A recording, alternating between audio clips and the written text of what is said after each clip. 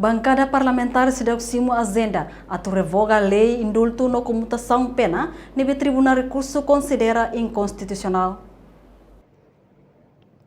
Presidente Comissão A nível trata assunto lei na justiça. Deputado Patrocínio Fernandes justifica e a declaração e a plenária katak atau revoga a lei indulto no comutação pena, ne enudar ema político ida.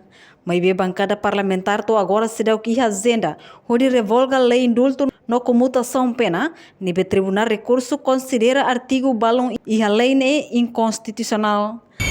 Apresenta uma iniciativa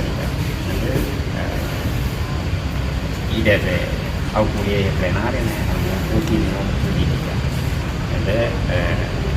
Lá hoje, se há uma mesa cara dele ir dalam para ele da mesa dele a iniciativa. Mas revoga, altera, aqui mais iniciativa mais May bancada o governo yang na inisiativa. Ini hari kontak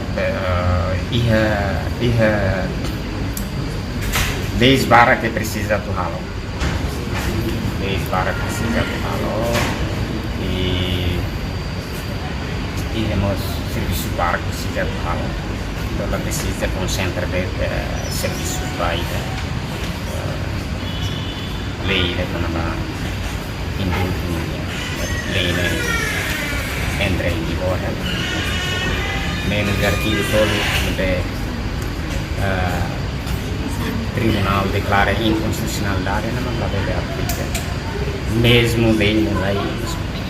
Nessa quando há discussão da lei de generalidade e a minha entrevista da mesmo lei indulto da Constituição tem competência na parte da Significa bancada do governo federal yang main atual. Ia larang declaração ia larang declaração de deputado patrocínio bancada federal. Antes ne tribunal recurso declara inconstitucionalidade da alteração lei indulto no comutação pena, considera artigo balão e a lei ne viola Constituição hereditele. Reportagem Melda Fátima, Televisão Timor-Post. Janela informação ba emogoto. Atua tem informação atual dia clio.